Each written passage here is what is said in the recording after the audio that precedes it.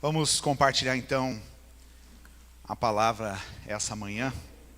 E eu queria mais uma vez fazer uma breve oração, te convidando a abrir o seu coração para receber essa palavra. Eu gostaria, e aqui vai um aviso para todos os facilitadores de célula, eu gostaria que todos os membros dessa igreja ouvissem essa mensagem, ok? E refletissem sobre aquilo que a gente vai falar. Quem aqui é um discípulo de Jesus? Quem está seguindo a Jesus aqui? Bastante gente, né? Então essa mensagem é para nós. Vamos orar? Obrigado, Jesus, porque o Senhor prepara esse lugar aqui, Jesus, e esse momento para nós recebermos a Tua palavra. Deus, fala ao nosso coração, Jesus, tira todos os filtros que existem na nossa mente, aguça os nossos ouvidos espirituais para nós ouvirmos aquilo que o Espírito Santo tem a dizer à igreja. Deus amado, faça com que a nossa mente esteja cativa ao conhecimento de Cristo. Deus, que o Senhor tire toda a dispersão, tudo aquilo que me faz, Senhor, divergir, Deus, naquilo que eu vou ouvir, e que a palavra que vem do Teu Espírito Santo, ela possa atingir o nosso espírito nessa manhã, em nome de Jesus. Amém. Queridos, essa palavra, ela está associada a duas últimas mensagens que eu preguei. A última foi no batismo, que aconteceu há 2 semanas atrás, e eu falei sobre confissão para a vida. Nós confessarmos a Jesus verdadeiramente, que não é simplesmente um ato único, mas é um testemunho de vida. E também a mensagem que eu preguei no dia 19 de julho sobre o custo do discipulado, falando um pouquinho a respeito do que significa essa coisa de ser um seguidor de Jesus e dizer que sou discípulo de Jesus. Então essas mensagens estão de certa forma conectadas, e eu queria dar sequência a isso, falando sobre discipulado. E eu já tenho a próxima mensagem já que está no forno aí, nesta mesma sequência. Qual que é o propósito da gente pregar aqui, né? Todos os domingos? Nós podemos trazer uma instrução para a igreja. Nós podemos falar sobre aspectos importantes que precisam estar presentes na nossa vida. Diz respeito a todo um norte que nós entendemos como liderança espiritual desta igreja, como nós acabamos de falar aqui para as irmãs que foram recebidas, uma preocupação e uma percepção daquilo que deve ser o entendimento espiritual baseado nas Escrituras Sagradas. Então nós pregamos a palavra de Deus, que deve ser verdadeiramente a nossa regra de fé e prática. E a mensagem que eu escolhi para pregar hoje está baseada num texto lá de Gálatas, nós já vamos ver, e eu dei como tema essa mensagem: até que Cristo seja formado em vocês. Até que Cristo seja formado em vocês. E agora nós vamos ler o texto que está lá na carta de Paulo aos Gálatas, capítulo 4. Nós vamos ler do verso 12 ao verso 19. Eu vou ler na Revista e Atualizada.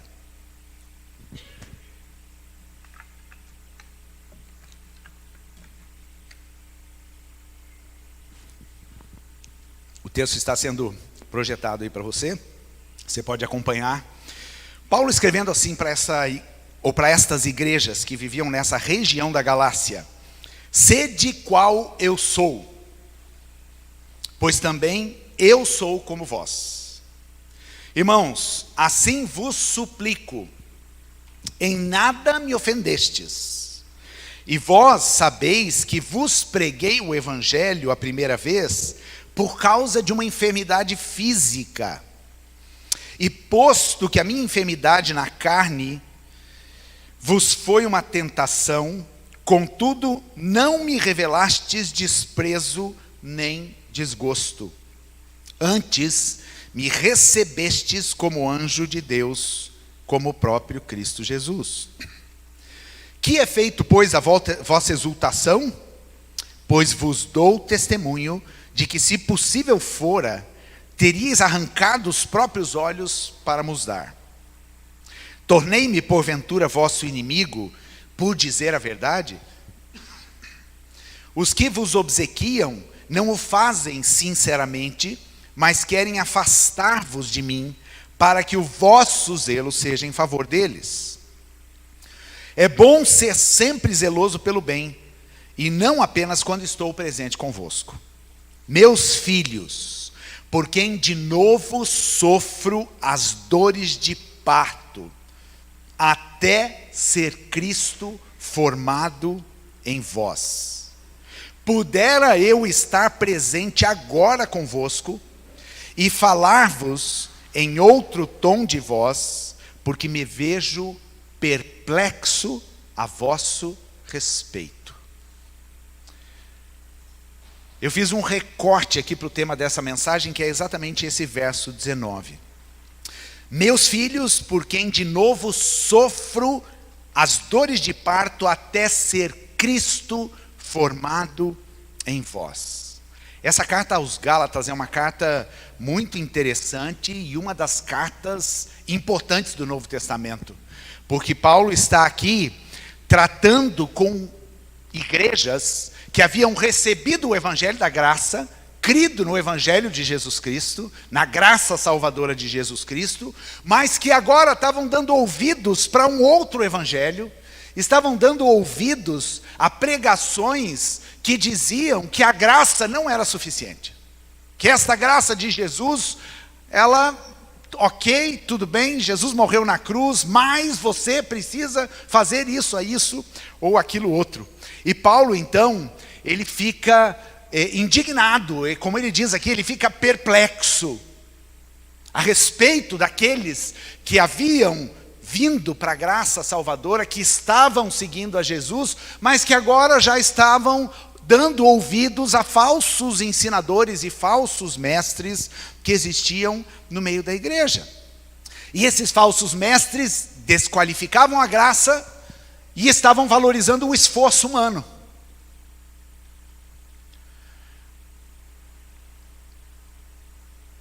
E eu fico pensando nas pregações que muitas vezes a gente ouve hoje aqui, no nosso contexto. Não tem muito falso mestre desqualificando a graça e valorizando o esforço humano? Porque a graça é um favor imerecido, ela vem da cruz, é a graça que nos salva, é a graça que nos redime, é a graça que nos livra do pecado, é a graça que nos faz ser cheios do Espírito Santo, é tudo pela graça e não pelo esforço humano. Mas tem gente pregando que você precisa fazer isso, e fazer aquilo, e fazer aquilo outro, não é verdade? Então é uma realidade que nós vivemos no meio das igrejas. Aliás, no Novo Testamento a gente vê muitas advertências a respeito de falsos ensinadores que vão entrando no meio da igreja. Eles têm cara de crente, eles estão no meio do povo, e de repente começam a pregoar aí determinados tipos de doutrinas que não estão baseadas e fundamentadas nas Escrituras Sagradas. Por isso que nessa igreja a gente fala tanto para você, leia a Bíblia. Tudo que você ouve aqui, vai lá depois em casa, durante a semana, e vai checar se faz sentido, baseado naquilo que você conhece das Escrituras. E se tem dúvidas e precisa aprender mais, busque isto, né? Busque este conhecimento. Então Paulo se mostra desde o início dessa carta perplexo, indignado, e ele fala lá no começo, como é que vocês abandonaram este evangelho da graça, e agora vocês estão vivendo debaixo desta pregação do esforço humano, do tem que fazer assim, do tem que fazer assado. E esta é uma tendência do homem, né? Sabe por que isso? Porque o homem não consegue compreender a graça. A graça é algo que só nos é revelado por meio do Espírito de Deus. Por isso que a gente tem uma expressão que muitas vezes está cunhada no meio dos cristãos, e espero que aqueles que a usem com propriedade, quando a gente fala só pela graça. Fizeram até uma figurinha minha, né? De uma pregação que eu fiz. Só pela graça. E é isso. Só pela graça nós estamos aqui, só pela graça a Meire foi alcançada pelo Evangelho de Jesus Cristo, só pela graça a Cilei enfrentou tanta batalha na vida, né? Só pela graça, essa é uma das bases que nós temos nas Escrituras Sagradas, e é também um fundamento da nossa herança protestante, né, da reforma protestante, somente pela graça. Nós precisamos entender esta graça, senão a gente vai começar a andar por um caminho do meu esforço. E Paulo começa então a ficar extremamente preocupado com isso. E por que isso estava acontecendo com aqueles discípulos? Porque Cristo ainda não havia sido formado no coração deles. Eles ainda estavam suscetíveis. Eles ainda não haviam sido consolidados na sua fé. Como tem gente assim hoje no meio das igrejas, não é verdade? Gente que caminha tantos anos na fé, mas ainda não tem uma fé sólida. Ainda não tem alicerce. Ainda não tem firmeza das suas convicções. Das suas convicções em Cristo. Ainda questiona a respeito da salvação. Ainda tem dúvidas a respeito da presença do Espírito Santo na sua vida. Ainda continua refém de fortalezas e de pecados na sua vida. Porque Cristo ainda não foi formado. E é esta preocupação, é este o anseio. É por este motivo que Paulo fala: eu estou sentindo dor de parto por causa de vocês. Vocês precisam ser gerados em Cristo Jesus. Agora, se a gente pega, gente, é muito importante você pegar a palavra e trazer para a realidade de hoje. Se Paulo estivesse escrevendo esta carta hoje, ele estaria completamente contextualizado no nosso meio cristão evangélico, especialmente aqui na nossa nação. Porque a gente vê hoje o quê? Muitos ensinos distorcidos da palavra. Muitos ensinamentos que são bons de serem ouvidos, mas não estão fundamentados nas Escrituras. Muita fé fragilizada. Muito discípulo de Jesus que ao primeiro enfrentamento já começa a desmoronar. Já começa a questionar se de fato é assim, se a Bíblia tem razão. Mas o Deus que não me ouviu, que não me atendeu. Sabe o que é isso, gente? Isso é imaturidade. Isso é ser infantil na fé. Isso é ter uma fé, um fundamento, um alicerce frágil.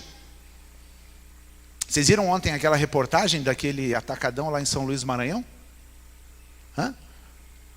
Aquelas colunas, aquelas prateleiras gigantescas, imagina o peso que não tem em cada prateleira daquela.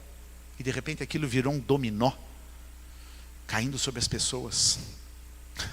Alguma coisa não estava bem alicerçada ali, alguma coisa estava meio insegura. E muitas vezes assim é a fé de muito crente. Acontece uma coisinha assim, coloca um dedinho numa estante daquelas, pum, de repente começa a cair um monte de prateleira na vida do ser humano lá. Daí começa a questionar a fé, começa a ter dúvida a respeito da salvação. Será que Deus é esse poderoso Deus mesmo que a gente cantou? Será que Ele é quão grande, é o meu Deus? Não é mais, né? Aquele Deus que um dia eu cantei no domingo na igreja, quão grande é meu Deus, amanhã eu recebo uma notícia ruim, já não é mais tão grande assim. Isso nós estamos vivendo hoje, ondas no meio da igreja que deformam a pessoa de Cristo em nós. Ao invés de formar em Cristo, deformam a imagem e a natureza de Cristo. E sabe quem é responsável por isso? Eu, que sou um discípulo. Paulo havia ido, pregado àquela igreja. Paulo estava ali como pastor, e esta também é a função da liderança espiritual. Mas o primeiro responsável para que Cristo seja formado na minha vida sou eu mesmo. É o meu desejo, é o meu anseio de conhecer a Cristo, de conhecer a palavra e de viver de acordo com essa verdade. Eu quero destacar aqui uma expressão e uma palavra desse verso 19. Obviamente a gente não vai poder trabalhar com o texto todo, mas a questão que Paulo está dizendo é assim: olha, eu estive entre vocês eu tive uma enfermidade muito grave. Alguns dizem que Paulo teve algum problema oftálmico ali, por isso que as pessoas falam: olha, eu sei que vocês quase arrancaram os olhos de vocês para dar para mim. Mas talvez não seja exatamente, é uma passagem um tanto quanto obscura, mas ele pregou o evangelho em meio à enfermidade. num momento difícil. E talvez, né, este texto me dá a entender, ele diz, e posto que a minha enfermidade na carne vos foi uma tentação. Talvez poderia existir alguém ali no meio daquele povo que estava ouvindo o evangelho, pregando uma teologia da prosperidade. Ah, mas Paulo está pregando Jesus, de ressurreição e tal, mas está doente, como é que pode?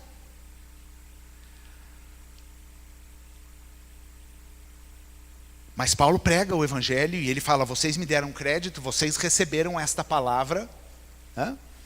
E agora vocês precisam permanecer nela. E agora nesta carta, então, Paulo no verso 19, ele fala, meus filhinhos, por quem de novo sofre as dores de parto, até ser Cristo. Eu quero reforçar esta expressão aqui, até ser Cristo formado em nós. O que este até me dá a entender?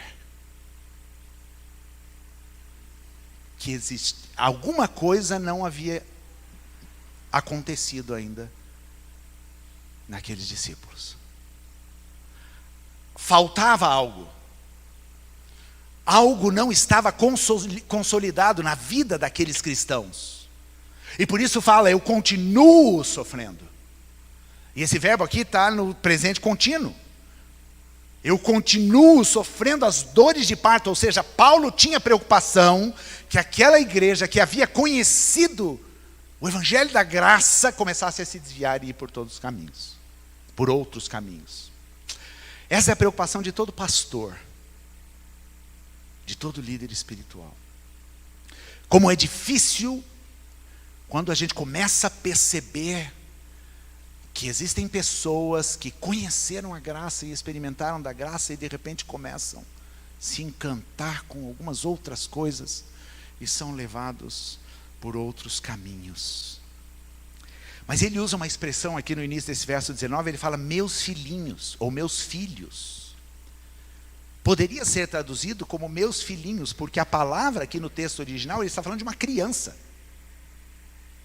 Ele está falando de alguém que ainda não é um filho maduro. Ele está falando de uma criancinha. Ou seja, o que Paulo está fazendo aqui é um estímulo à maturidade. Vocês precisam crescer. Vocês precisam consolidar esta fé. Isto ainda não aconteceu na vida de vocês. E eu estou sofrendo essa dor até ser Cristo formado na vida de vocês. E essa figura do trabalho de parto é uma figura curiosa, né? Porque a mulher, geralmente a regra é que a mulher começa a entrar no trabalho de parto quando a criança está pronta para nascer.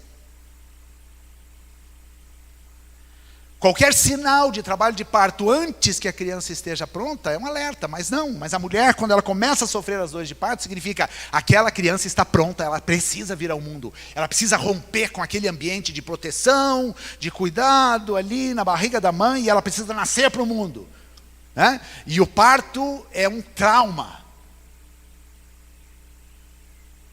É um trauma. Você sai do confortinho ali do bem bom para vir para o mundo. Mas o nascimento é importante. E Paulo faz um paralelo aqui com a realidade espiritual. Às vezes nós como cristãos queremos ficar no confortinho, no gostosinho ali da proteção, né? Talvez dos primeiros dias de caminhada espiritual, quando a gente vê tanto o amor de Deus, e a gente não quer nascer, a gente quer ficar ali no ventre. Mas Paulo fala, eu estou sentindo dores, porque vocês precisam ser formados em Cristo. Ou melhor, Cristo precisa ser formado em vocês. E até que isto não aconteça, vocês correm risco. Ou seja, todo discípulo que não tem a natureza de Cristo formado na sua vida, ele está suscetível a falsos evangelhos.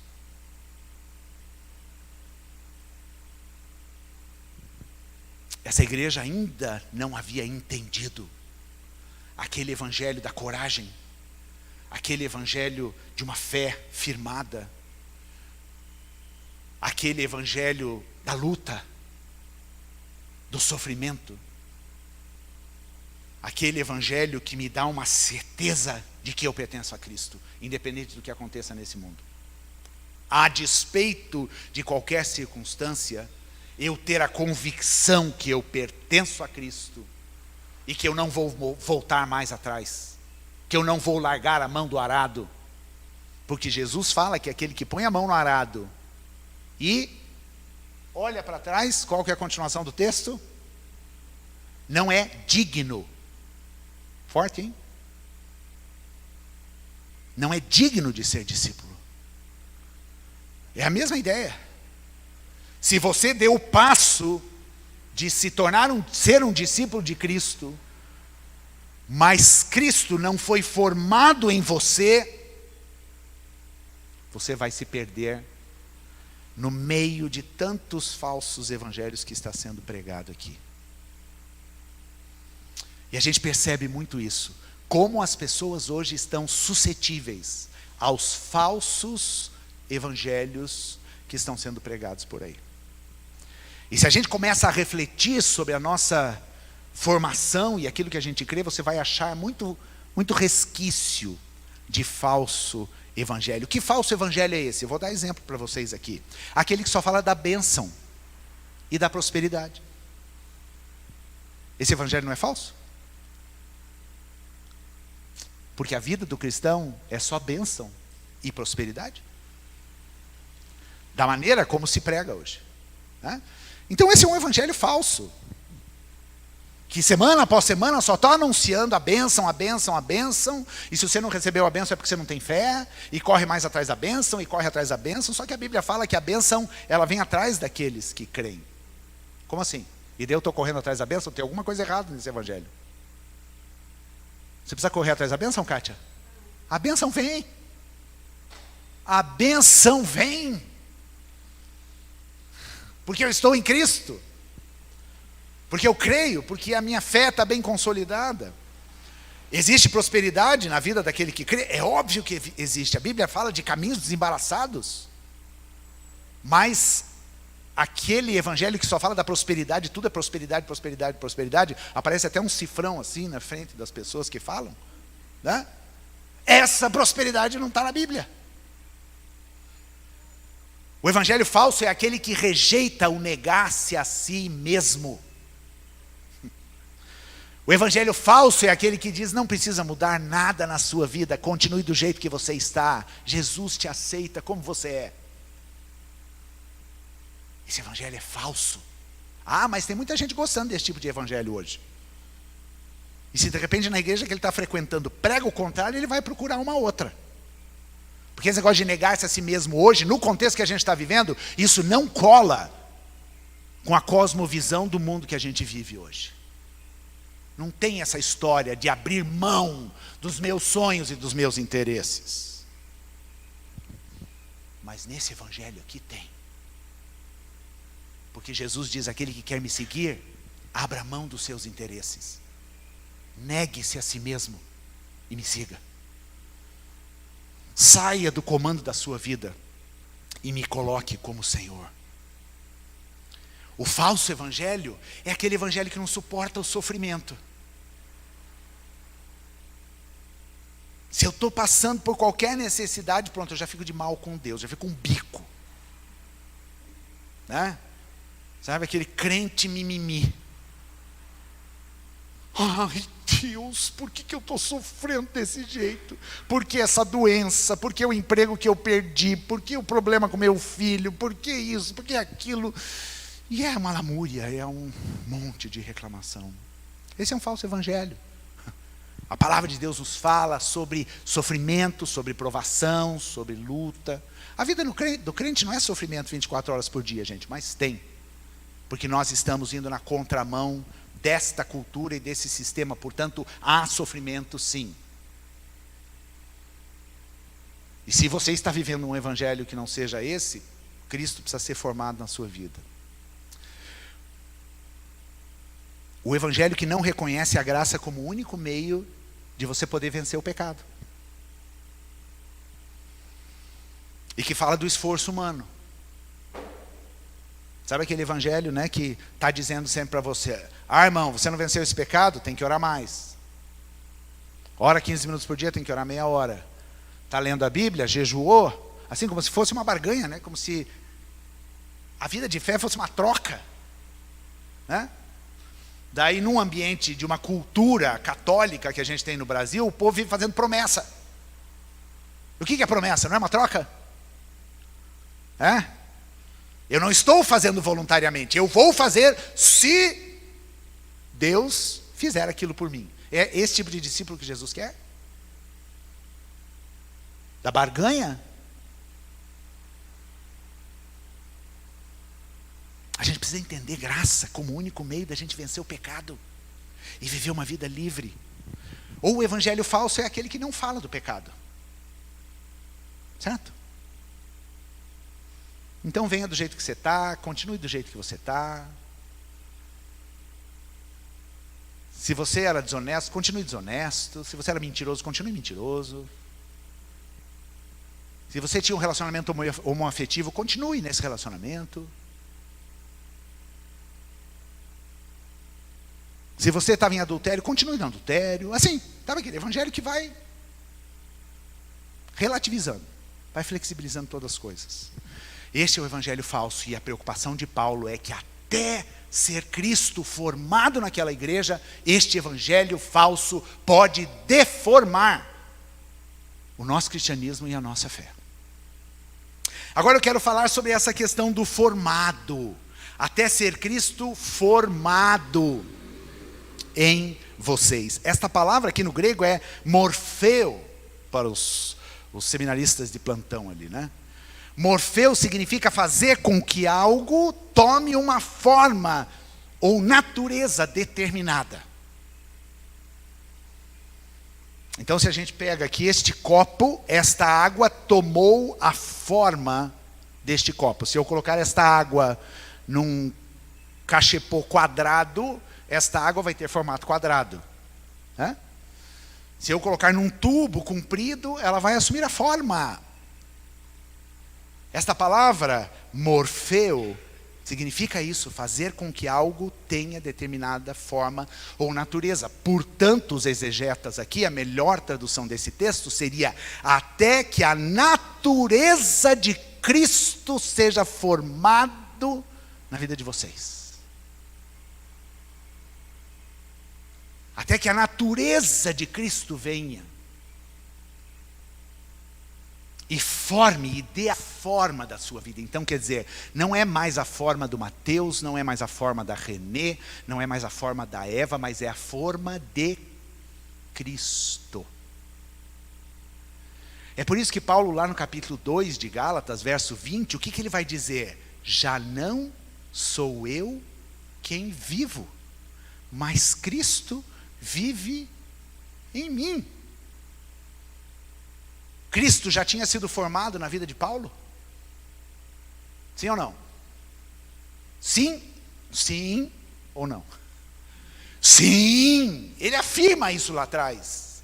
Já não sou mais eu quem vivo, não é mais o Paulo, não é mais o Reinaldo. É Cristo que vive em mim. E quando Paulo estava falando isso, ele não estava falando que agora ele estava num estado de espiritualidade superior e agora ele estava isento de toda a tentação e de todo o pecado. É isso, será que ele queria dizer? Que agora ele tinha sido perfeito? Não, porque lá em Filipenses ele vai falar, não que eu tenha alcançado a perfeição já. Eu continuo. Mas Cristo já foi formado em mim. Eu tenho a forma de Cristo. Eu tenho a natureza de Cristo na minha vida. E eu procuro viver como Cristo quer que eu viva. O meu padrão é Cristo. Lá em Romanos capítulo 12, verso 2, o apóstolo Paulo também usa essa expressão. E ele vai dizer, não vos conformeis com o quê? Com este mundo. Mas transformai-vos por meio do quê? Da renovação da vossa mente. A palavra não vos conformeis é sistematizo. E sistematizo significa você entrar no esquema do mundo. Você seguir o padrão do mundo. Ok? Então, quando eu tenho Cristo formado na minha vida, eu não sigo o padrão deste mundo. Não tem muito essa fala na igreja hoje. Ah, mas todo mundo está fazendo isso hoje. Tem ou não tem, gente? No meio de cristãos. Ah, porque fulano é crente e faz assim. Se este faz assim é contrário à palavra de Deus, quer dizer que ele está em pecado e Cristo não foi formado. Ele não está vivendo a natureza de Cristo. Ele está vivendo qualquer outra natureza dele mesmo. Mas não a natureza de Cristo. Então eu não posso me conformar. Aquele que se diz seguidor de Cristo e se conforma com este mundo, precisa rever a sua fé. Eu não posso estar no esquema desse mundo. Eu não posso ter um pé no mundo e um pé na igreja, como a gente dizia antigamente, o crente Raimundo, né? Um pé na igreja e um pé no mundo. Com todo respeito aos Raimundo, né? Não posso entrar nesse esquema. Não posso fazer o que o mundo faz. Ah, porque homem no mundo é exposto à pornografia. Tudo bem, eu vou viver essa vida. Ah, porque no meu trabalho todo mundo fala palavrão. Ah, tudo bem, eu vou entrar no esquema do mundo. Uma vez eu estava ministrando um Vida Cristã Vitoriosa, e a gente falava sobre mentira e verdade. A mentira, o pai da mentira é o diabo. A verdade, ela vem de Jesus. Então, quer dizer, agora que eu estou em Cristo, que eu sou discípulo de Cristo, o Cristo formado em mim vai me ensinar a não mentir mais. E Paulo fala isso, você que mentia antes, deixa a mentira. Eu falei sobre isso no intervalo, alguém veio falar comigo, ai pastor, mas no meu trabalho eu sou obrigada a mentir. Eu disse, alto lá. Obrigada não. Você mente porque você escolhe estar no esquema do mundo. Ah, pastor, mas se eu deixar de mentir, sabe o que vai acontecer comigo? Minha cabeça vai rolar. É o preço. Você prefere viver no pecado, no esquema do mundo, e colher as consequências disso? Ou você prefere se posicionar em relação ao reino de Deus e às verdades das Escrituras? Se você está se conformando com este mundo, Cristo não foi formado na tua vida, meu querido. Sinto lhe informar. A natureza de Cristo precisa ser formada. E de novo eu reforço, eu não estou falando aqui sobre impecabilidade. Eu estou falando de uma vida que tem um Senhor. E de uma vida que luta, então, pela graça, ou juntamente com a graça de Cristo, para se ver completamente desvencilhado do pecado, das tentações, das fortalezas que existem na nossa vida. E daí a palavra que vem depois, em Romanos 12:2, não vos conformeis, não entrem no esquema do mundo, mas transformai-vos. Aqui ele usa a palavra morfeu, só que ele fala da metamorfeu, da metamorfose. Todo mundo sabe o que é isso, né? Todo mundo, quando criança, já pegou aquele casulinho e ficou criando aquele casulinho lá para sair, então, uma lagarta com uma borboleta e tal. A metamorfose. Gente, um cristão precisa exultar com isso. Nós podemos ser transformados de lagarta em borboleta, porque a gente crê no poder da cruz. Eu era lagarto lá no meu passado, com a minha mente imunda, com atitudes que desagradavam a Deus. Mas eu fui transformado, eu sofri uma metamorfose, porque Cristo foi formado em mim. E agora eu não consigo simplesmente pecar ou fazer as coisas que transgridem a lei de Deus e estar tranquilo e achar que tudo bem. Era essa a preocupação de Paulo com aquela igreja. Cristo ainda não foi formado em vocês. E por isso que vocês estão aí, oscilando. Cristo ainda não foi formado na vida de muito crente. E por isso vivem aquela vida do lá e cá. Nós precisamos romper com isso, e a cruz nos dá poder para rompermos com isso. E o que significa aqui, né? Essa forma e natureza. Eu vou resumir de uma forma bem didática para vocês, querido. E tudo isso a gente vê em Jesus. Qual é a forma de Cristo? Qual é a natureza de Cristo? Eu vou resumir em 2 conceitos. Primeiro, obediência. A natureza de Cristo foi uma natureza de obediência. Sim? Ele obedeceu até diante do quê? Da cruz, da morte. Paulo vai dizer em Filipenses, ele foi obediente até a morte, e morte de cruz. É sofrimento? É legal você ouvir do Pai dizendo, meu querido, você vai ter que trilhar este caminho da morte? Mas Jesus confiava tanto em Deus, ele tinha um relacionamento tão íntimo com o Pai, que ele fala, Pai, se for possível, afasta esse cálice, mas se não for possível, eu vou beber, porque eu te conheço. E eu quero te obedecer.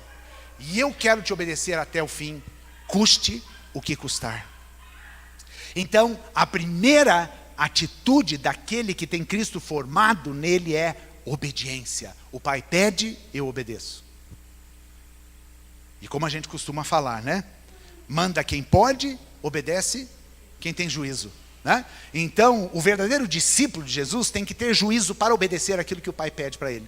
E se o Pai chega para você e fala, querido, isso não, você vai dizer, ok, Pai, mesmo que eu queira muito, é não, porque eu quero obedecer ao Senhor.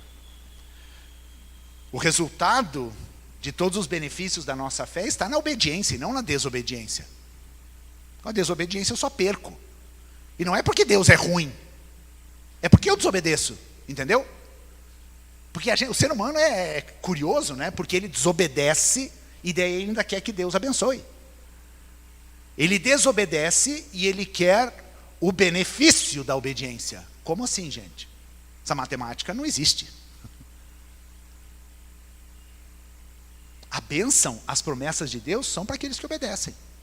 Se quebra o princípio, não tem obediência, não tem o resultado, não tem o benefício. E a segunda característica de Cristo formado em nós, sabe qual é, gente? O amor. Amor. Jesus era cheio do amor do Pai. Ele era tão cheio do amor do Pai, que ele não só viveu o ministério dele, não pensando nele mesmo, pensando no outro. Ele diz, eu não vim para ser servido, eu vim para servir. Ele diz certa vez, ele diz, a minha comida é fazer o quê? A vontade do Pai. É obedecer. E obediência é fruto do quê? Do amor. É mais fácil obedecer quando a gente ama? É, Sibeli? Quando a gente ama não é tão mais fácil obedecer. Quando a gente confia é tão mais fácil obedecer. E Jesus amou até o fim. Ele mesmo diz isso. Pai, eu amei esses que você me deu até o fim. Que fim esse? A cruz. Cristo formado em mim é eu ter essa característica do amor. Não precisa se manifestar aqui, mas talvez você possa responder isso na sua célula. Você é apaixonado por Deus? Você ama Deus? Quando você ama, você faz o quê? Lucas, quando você ama, quando você quer expressar teu amor pela Renê, você faz o quê? Como? Serve uma palavra, né? Esse dia eu cheguei para minha esposa e disse assim, eu te amo. Esse é o eu te amo de outubro, né? Do outubro rosa, né? É uma coisa simples, mas eu declarei o meu amor por ela. Eu posso dar um presente, eu posso servir. São manifestações de amor. Você é apaixonado por Deus? Eu fui orar na sexta-feira, eu compartilhei isso na célula, a minha caminhada de oração na canaleta lá, do Expresso.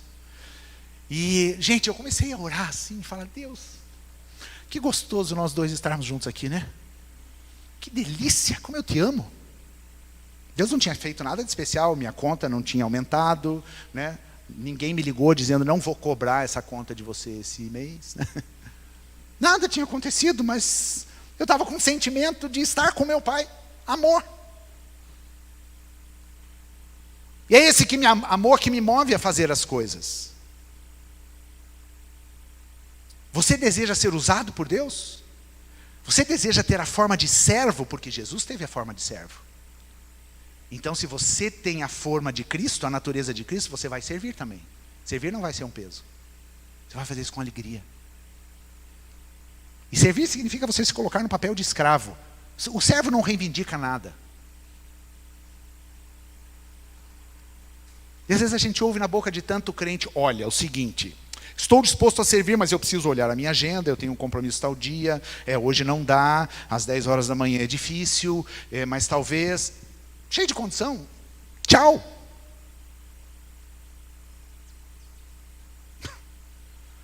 Esse não tem a natureza de Cristo.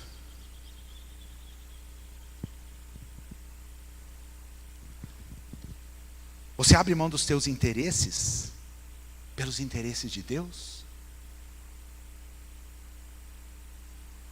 Às vezes quando Deus te fala o seguinte, abre mão disso, trabalhe menos. Não faça isso, mas faça algo que eu estou pedindo para você. Desliga a televisão e vai orar, ler a Bíblia. Coisas que Deus fala contigo, tá? Não gosto nem de dar muito exemplo para ninguém ficar falando, o pastor falou para desligar a televisão. Não, né? Por exemplo, desligar a televisão para mim não é problema nenhum. Aliás, agora eu entrei numa série lá que não acaba nunca, e daí assim, já estou ficando nervoso com isso, né? Porque eu não sou muito da televisão, né? Mas tem outras coisas que Deus pede de mim. E muitas vezes são sacrifícios, eu vou dizer para você, querido. Tem coisas que Deus pede da gente que não é facinho assim, tipo, ok, Deus, tá bom, 50, cesta básica. Daí Deus fala, não quero 50, eu quero que você vá distribuir essa cesta básica lá no Tanguá. Entre na casa de uma pessoa, ore com ela. Opa, sacrifício. Às vezes a gente vê as desculpas, né? As desculpas que rolam aí na célula. Não vou poder participar da célula, porque isso, porque aquilo. E sempre empecilho, dificuldade. Querido, você ama de fato o Senhor? Ou existem coisas que você faz para o Senhor que se tornam pesadas? Eu vou te dizer uma coisa, isso é religião. A religião é canseira mesmo. A religião é um fardo. Mas eu faço movido pelo amor, é porque Cristo está formado em mim. Cristo foi formado em mim. Sem conversão, sem Cristo formado na nossa vida, a nossa alma se rebela. Aliás, ela se rebela sempre, né? Mas se Cristo não está formado em mim, ao ponto de eu dizer, alma quieta, ela vai se rebelar, porque esta é a nossa natureza. A natureza humana, a natureza de pecado. E essa conversão deve nos conduzir a sermos iguais a Cristo. Você já pensou que Jesus morreu naquela cruz, Sirlei, para você se tornar cada dia mais parecida com Ele? Essa é a nossa caminhada. Cada dia mais parecidos com Jesus. Nós precisamos olhar para o nosso dia e falar, Jesus, nessa área eu ainda não estou parecido com o Senhor, eu preciso que o Senhor seja gerado na minha vida. Eu quero aprender. E se Cristo foi formado, a natureza de Cristo está em mim, eu aprendo. Porque Cristo me ensina. Cuidado com aquilo que deforma. Porque às vezes nós temos a forma de Cristo, a natureza de Cristo, mas no nosso dia a dia vão existindo coisas que vão deformando essa natureza. E daí você olha assim e pensa, esquisito, né? O cara diz que é crente, e daí você começa a ver a vida dele e fala, será que é mesmo? Está tudo deformado. Pode ser que ele já teve a natureza de Cristo, mas ela foi se deformando. Como que essa natureza vai se deformando? Pelos sofismas que a gente vai criando na mente. Verdades, mentiras que se parecem com verdades, que eu prefiro acreditar, crer, né? Eu preciso quebrar com todo sofisma. Enganos, relativizações, falta de busca e conhecimento de Deus. Se Cristo foi formado em mim, eu vou ansiar por conhecer a palavra, por conhecer a Deus, por viver experiências com Deus todos os dias da minha vida. E eu encerro perguntando para você, e isso vai trazer uma reflexão profunda. Não sejamos simplistas nessa resposta. Cristo já foi formado na sua vida. Você já recebeu aquela natureza de Cristo para viver para Ele incondicionalmente? Quais são as marcas da natureza de Cristo na sua vida? Quando você olha para a sua própria vida, que marcas você está vendo e que você vê também na vida de Jesus, nos evangelhos? Quer saber como ter a forma, a natureza de Cristo? Leia os evangelhos, veja o que ele fez e seja como ele foi. Agora eu encerro aqui dizendo o seguinte: esse clamor de Paulo, até ser Cristo formado em vós, ele não estava dizendo que deveria haver um esforço humano para que Cristo fosse formado, mas ele estava dizendo: deixem que o Espírito de Deus transforme você. Nós não conseguimos nos tornar como Cristo, mas Cristo consegue nos tornar como Ele.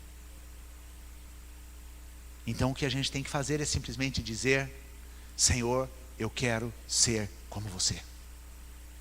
Eu quero que a sua natureza seja gerada na minha vida. Pensando na tua caminhada de fé, o quanto você tem se tornado parecido com Jesus. O quanto a sua vida tem sido transformada. Vamos ficar em pé e vamos orar? E esta vai ser a reflexão da semana. E é importante a gente chegar a uma resposta e ir para Deus. E saiba que há uma liderança nesta igreja que sofre as dores de parto, porque nós não queremos ver ninguém andando por descaminhos.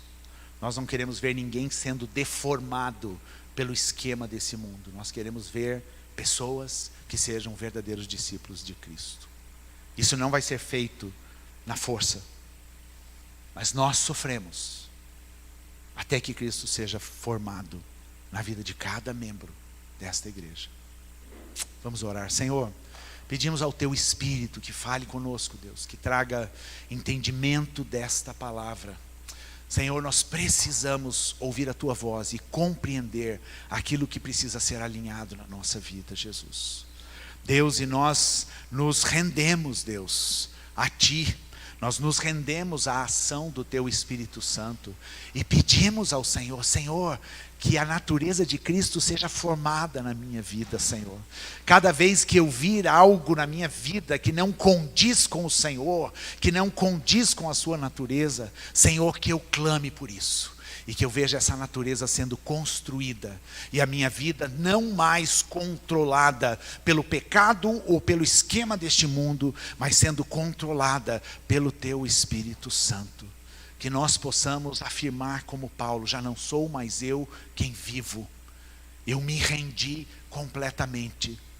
Eu entreguei todos os meus sonhos, todos os meus interesses, todos os meus planos, todas as minhas ambições. Eu entreguei tudo diante do Senhor, para que a pessoa de Cristo, ela possa viver plenamente em mim. E que o Senhor seja Senhor de tudo na minha vida. Em nome de Jesus, Senhor. Que essa palavra, por meio do Teu Espírito, fale profundamente a cada coração, Deus. Em nome de Jesus. Amém. Pastor Chico.